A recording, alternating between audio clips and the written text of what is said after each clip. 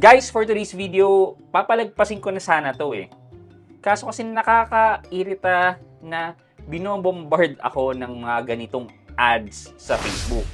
And kung syempre ako, nararanasan ko to, malamang na kayong mga viewers ng mga ganitong mga online lending app ay nakikita nyo rin itong mga ganitong ads. So, ano ba itong mga ads na to? Well, ito siya. Ayan, di ba?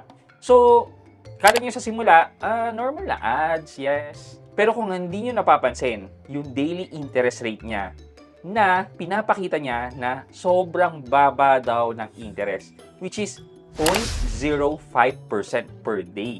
So, ito yung kailangan natin pag-usapan. Kasi kung titingnan mo, isa tong online lending app.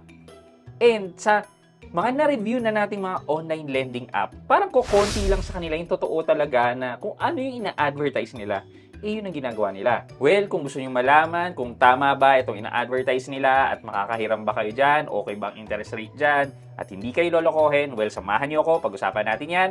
Sit back and let's discuss. Coming right up.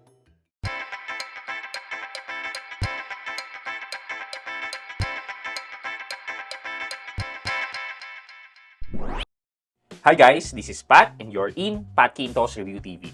So if you're new here in my channel, I do reviews about entrepreneurship, small business, and personal finance na meron na akong experience. Ginawa ko na yan ng videos and playlists na makita nyo dito sa taas.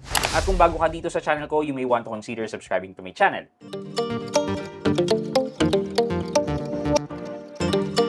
So yan guys, nakita nyo naman yung introduction natin kanina na kung makikita nyo nga itong advertisement na to, wow, magpapautak pala sila ng ganyang kalaki, 50,000 at ang tubo mo lang ay 2,000. Seryoso ba? Tama ba yun? O panghatak lang talaga ng mga customer? Ito, siya si Dance Peso Safe Cash Loan daw. Kung pangalan pa lang, sobrang haba. Parang ang hirap ng tandaan. Parang ganito may magtatanong sa'yo, Saan ka ba pwedeng manghiram? pwede kang manghiram sa Dance Peso Safe Cash Loan. Wow, ang haba naman nun. Ang haba ng pangalan. Di katulad ng mga normal na Atome, Bintis, yan, di ba? Mga pangalan na madaling matandaan. Well, anyway, sige, let's continue.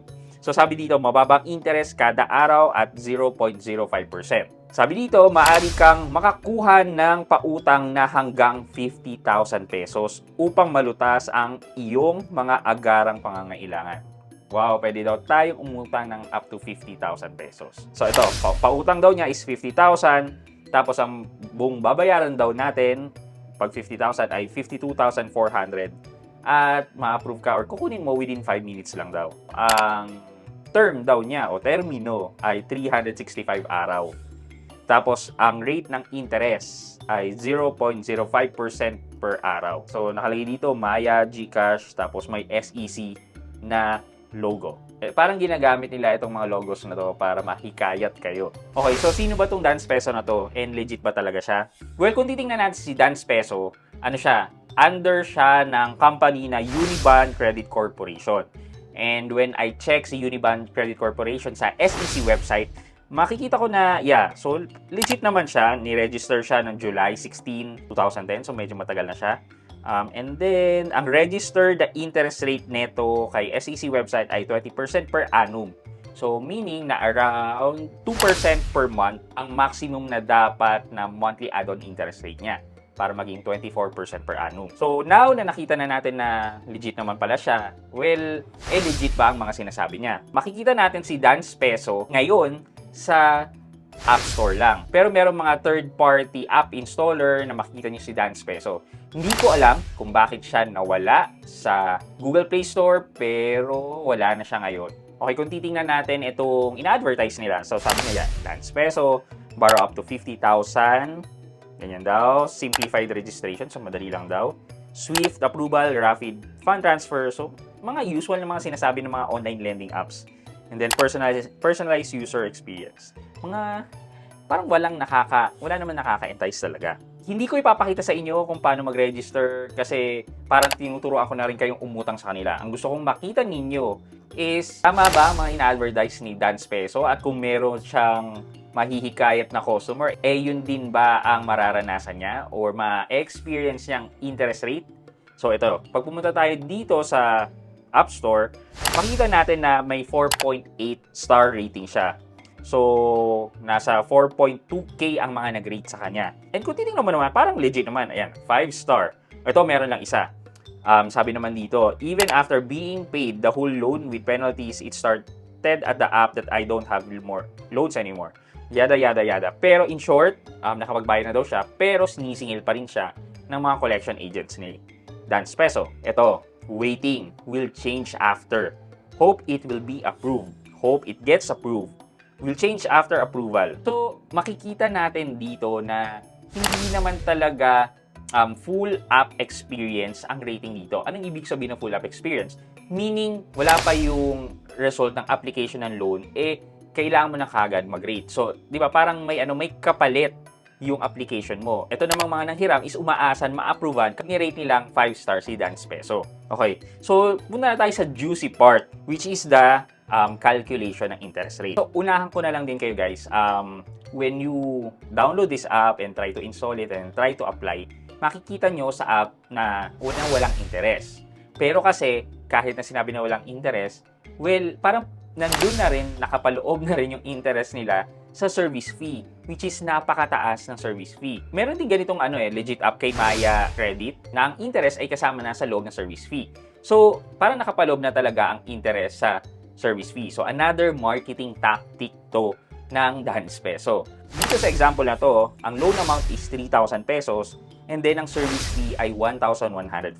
And payable lang siya within 7 days. Tapos, ito rin, sasabihin niya na 2 beses ka magbabayad, pero makikita mo na dito sa payment terms nila, nandun lahat sa first payment ang majority ng niloan mo. So parang binayaran mo na rin siyang buo. Tapos yung second payment mo is ganyan lang kababa, 30 pesos. And sabi nila, babayaran na lang nila yung second payment mo if nabayaran mo on time. So okay, parang hindi naman nakatipid yung 30 pesos. So i-calculate na natin to based dito sa approved loan amount. And i-assume natin na ang service fee ay yung interest. So within 7 days to babayaran. So i-calculate natin. So ipagpapalagay natin na ang service fee ay ang interest 1,140 divided by 3,000. Lalabas na 0.38 ang interest niya within 7 days. I-divide natin siya by 7, lalabas na 5% per day siya. Pag minultiply natin to ng 365 days para makuha natin yung per annum, lalabas ang 1,900% kasi 5% per day times 365 days, around 1,825% ang annual percentage rate niya. Pero kasi sinabi nila per day, kaya sa tingin nyo mababa lang ang interest. Pero sa pagpapautang talaga, sabi ko nga sa Truth in Lending Act, na kailangan naka-annual percentage rate siya. And kung mapapansin nyo, dito sa App Store, ginagamit din yung 365 days kasi annual percentage rate talaga ang ginagamit na basis. Dito nga sa sample calculation nila sa App Store, medyo hindi rin makatotohanan kasi ang sinasabi nila dito is ang annual interest rate daw nila is 0.18%, which is malayo sa pinapakita nila. So now na nakita na natin to, if we compare this with the online lending apps na nare-review natin, yan. Well, na-dethrone na si Digito na may pinakamataas na interest rate. So, nandito na ngayon si Dance Peso Safe Cash Loan at 1,900% or 1,800%. Kayo na mag-decide, hindi ko na sasabihin kung okay ba utangan yan. Medyo common sense na lang. Well, kung gipit kayo, sana maghanap kayo ng may mas mababang interest na uutangan. Okay, for our question of the day, kapag nangungutang ka ba, tinitingnan mo ba ang interest rate o ang amount na uutangin mo, makukuha mo, at ang amortization mo? Let me know sa comment section sa baba kung ano yung mga consideration nyo na tinitingnan bago kayo maghiram.